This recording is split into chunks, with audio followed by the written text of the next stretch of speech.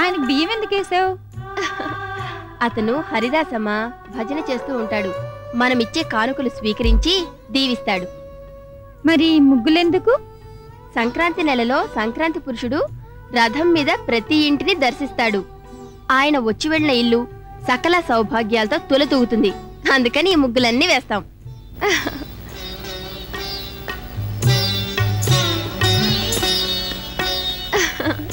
వేసిన ముగ్గు చాలు, లోపలి పదమ్మా.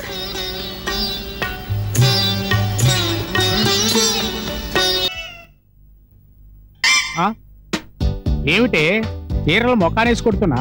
మిమ్మల్ని డైరెక్ట్ గా కొట్టలేక. అబ్బా కూడా కొట్టాలని ఉంది. అవును, ఇప్పుడు అంత అవసరం ఏమొచ్చింది? ఎందుకులేండి, నేను మా పుట్టింటి పోతాను. పుట్టింటిగా? ఇప్పుడు నీకు తక్కువ చేశానే. చీరలు కొన్నానా, నగలు కొన్నానా, ఆఖరికి బ్రా కూడా కొన్నాగా. అన్నీ కొంటారు, బాగానే చూసుకుంటారు. కానీ కానీ ఏది అర్థం కాలేదు. ఏం జరిగిందో చెప్పు.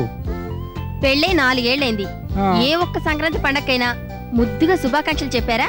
పట్టుమని 10 రూపాయలు ఖర్చు పెట్టి గ్రీటింగ్ కార్డు కొనుక్కొచ్చిచ్చారా? ఓ సిగి నిండా పూలు పెట్టా దీనికా నీ ఎలక చెప్తారా? పిచ్చి రాదా? ఇలా కూర్చో. ఇంట్లో ఉండే నీకు కూడా ఎందుకే శుభాకాంక్షలు? అంతేలేండి, వీధిలో ముష్టివాడి శుభాకాంక్షలు చెప్పడం కుదురుతుంది, ఆఫీస్ లో అమ్మాయిల గ్రీటింగ్స్ చెప్పడం కుదురుతుంది. కట్టుకున్న పెళ్ళానికి మాత్రం శుభాకాంక్షలు చెప్పడం కుదరదు. మీ మగబుద్ధి పోయించుకున్నారు కాదు. ఓసినా వెర్రి వైఫా, అసలు నేను ఇప్పుడు వెళ్తుంది ఎందుకనుకున్నా? నీ గ్రీటింగ్ కొని తీసుకురావడానికేనే.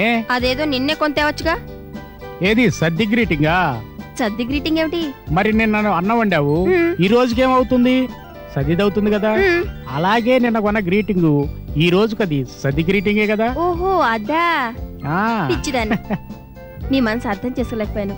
మీరెంత మంచివాళ్ళండి. చూడరాదా, మా పశుపతి ఆఫీసర్ ఉన్నాడు కదా, వాడికి ఒక గ్రీటింగ్ పట్టేసి వస్తూ నీకు గ్రీటింగ్ ఏది ఫ్రెష్ గ్రీటింగ్ పట్టుకొస్తా. అలాగే. ఇంకేం కావాలి నీకు? మంచి పువ్వులతో ఉన్న పెద్ద కలర్ఫుల్ గ్రీటింగ్ కార్డ్ తెచ్చేయండి చాలు. ఓకే, వస్తా.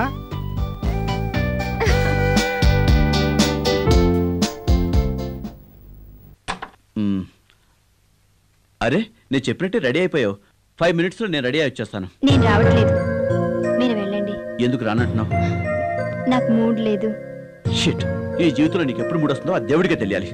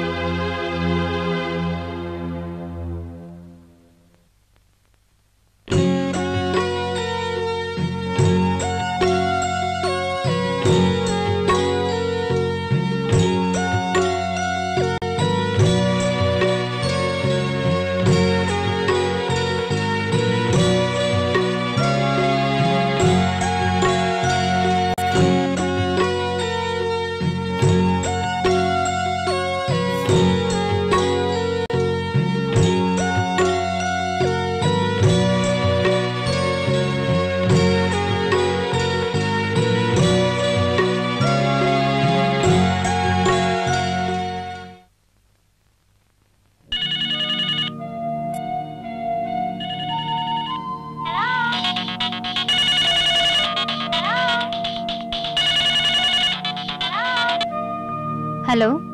హలో, ఏమ్మా బాగున్నావా? నాన్న బాగున్నాను, మీరెలా ఉన్నారు? అల్లుడు గారు ఉన్నారమ్మా? ఉంటే పిలువమ్మా, మాట్లాడాలి.